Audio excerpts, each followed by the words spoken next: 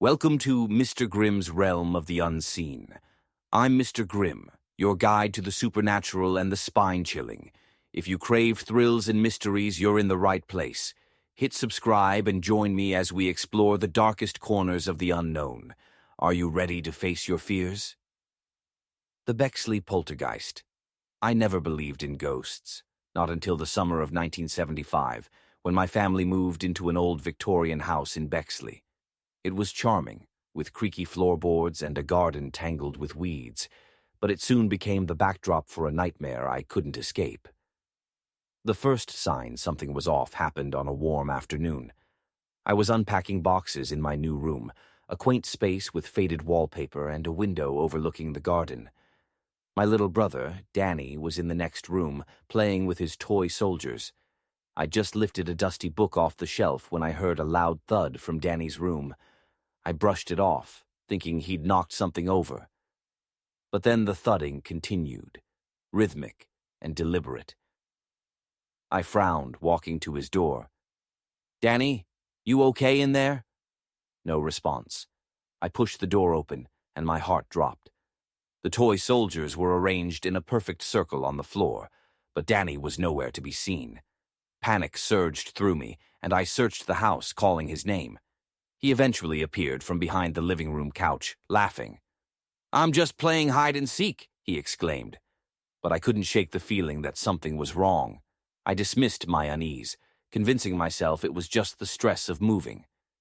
Days passed, and the house revealed its quirks. Doors creaked open on their own, shadows danced in the corners of my vision, and the temperature would drop suddenly, leaving me shivering. I could hear whispers, faint and unintelligible, echoing through the halls when I was alone.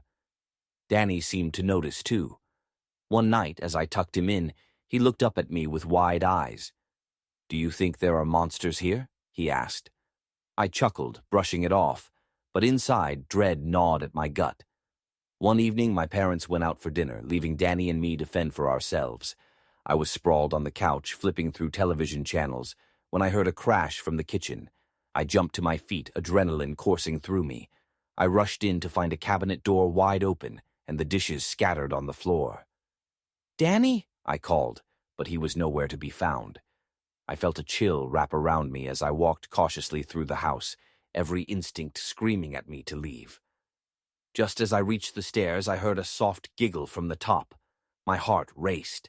I dashed up, calling out for my brother. At the top of the stairs, the hallway stretched long and dark. I approached the bathroom where the laughter had come from. I peered inside, but it was empty. The mirror fogged, as if someone had just stepped out of the shower. I turned to leave when I caught a glimpse of something in the corner of my eye. A shadow, a flicker of movement. I turned, and my breath caught in my throat. For just a second, I saw a figure, a little girl with tangled hair and a tattered dress.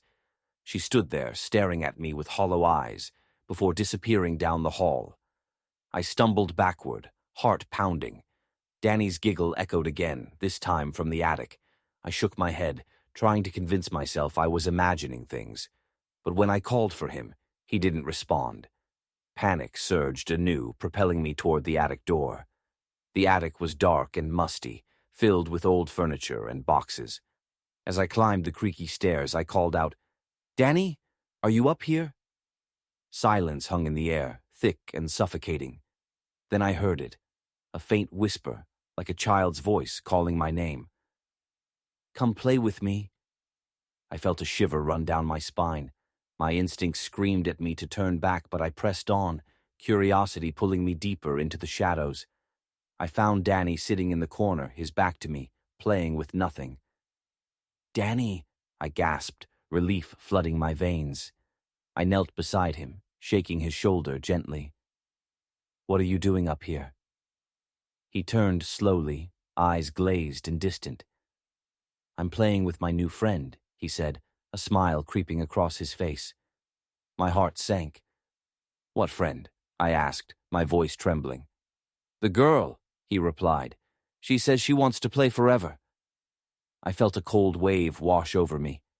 "Danny, we need to go back downstairs," I insisted, trying to mask my fear. But he wouldn't budge. I glanced around, dread clawing at my insides. The attic felt alive, and the whispers swirled around us, growing louder, more insistent. Suddenly the temperature dropped further, and the shadows deepened.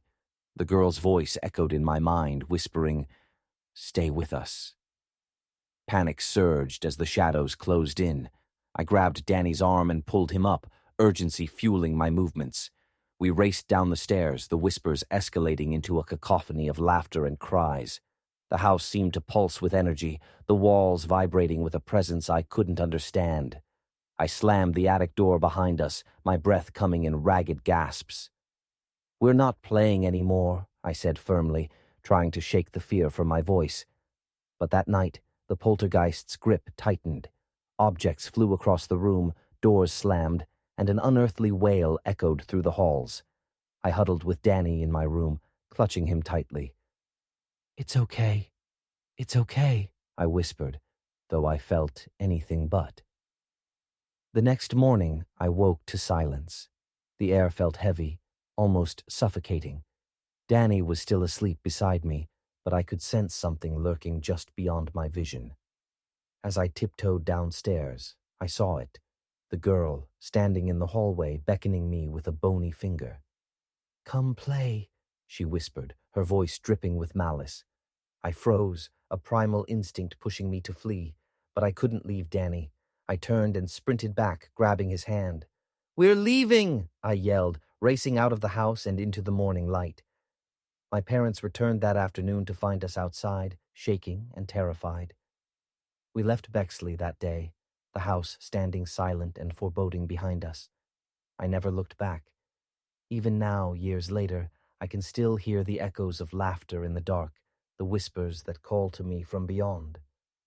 The Bexley Poltergeist never truly left. It lingers in the corners of my mind, a reminder of the thin veil that separates our world from the next.